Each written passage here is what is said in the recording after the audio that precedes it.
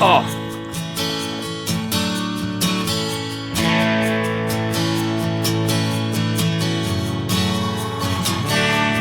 Peanut butter Falcon!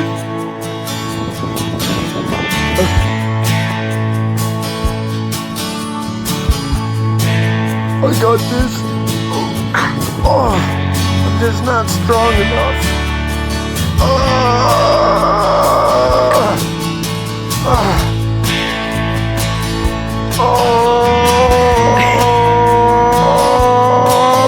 Peanut butter Falcon!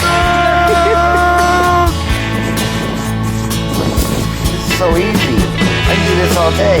Oh, I'm kind of tired. Oh.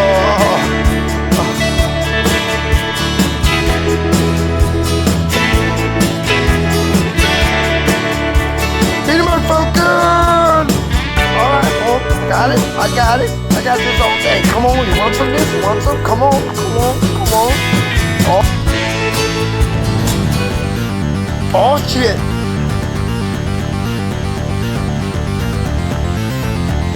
I was just playing, man. We can work something out. Come on, man. Oh no. Oh no, man. Shit.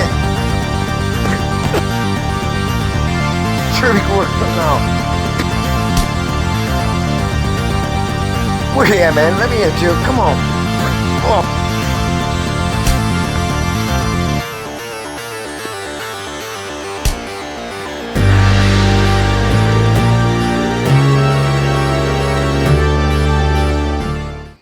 Remember one time he put a bag in his head, said I'm no longer famous?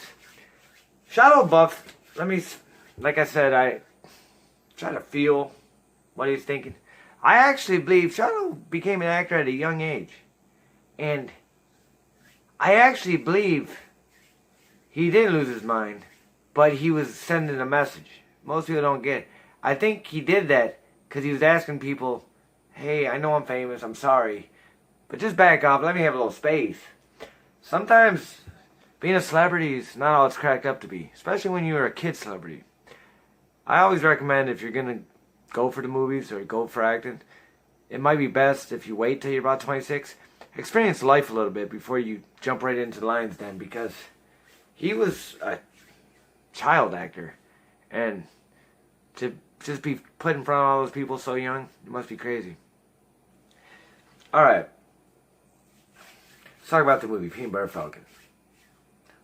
Well, it's about a kid with Down syndrome named Zach. He feels like he's in prison. He actually lives at an old folks home. He doesn't really, I don't know where his parents are. I don't know if it mentions it, but I know they left him and no one's really there to take care of him. But everybody babies him because he has Down syndrome. And he has one friend in there that actually helps him escape. He's escaping because he wants to be a wrestler and meet his favorite wrestler. Now this story is like a Huck Finn type spin-off story. It has adventure. It has great... It's a great inspirational story. It's got emotions. So his character breaks out, and then he winds up running into Shia LaBeouf's character, which, by the way, Shia LaBeouf, he's returned to form. It's like his best performance I've seen in a long time. This is one of the best movies of the year. It's one of my favorite. Shia LaBeouf's acting is crisp, it's clean. Even though he's an outlaw type character, but there is through a stint of dialogue, there is a reason and explanation explaining why he's like that. And I think many people fail to realize it, because it's only in one piece of dialogue.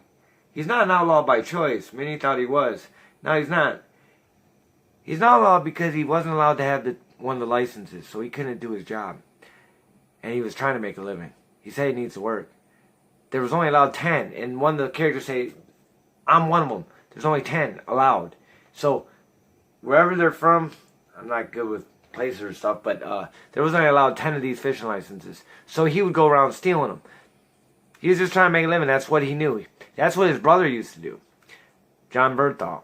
And I wish he was in this movie more, because I love him as an actor too, but you don't see him in the big movies. He's in some, but he's not in them a lot, though. It's weird, because he's a great actor.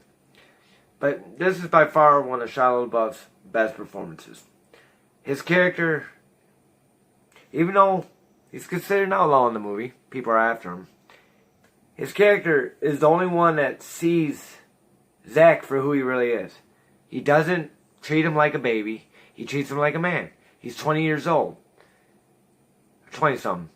And anybody that talks to him, down to him, he always says, hey, don't talk to him that way. He's not retarded. He's a man. Ask him what he wants. And there's another character, Dakota Johnson, who... she's like the nurse mother, I guess, of him. She's his keeper, kind of. So, when he disappears, she gets in trouble, kind of. She has to go find him. So, she's on the trail to find him. Now, this movie has many strengths. I mean, it's inspirational, has good character development. It's one of those few movies that you actually feel the bond grow between two characters. Because in the beginning, it's kind of like Shiloh's trying to do his little thing, but Zack keeps following him. So, eventually, he tells him, if you're going to keep up, we have 3 rules. And the first rule is basically, don't fall behind. Don't slow me up. That's basically what it is. And then later it's kind of funny because he asked him what's the first rule and he said, Party. But, and then, Shiloh's character starts training him.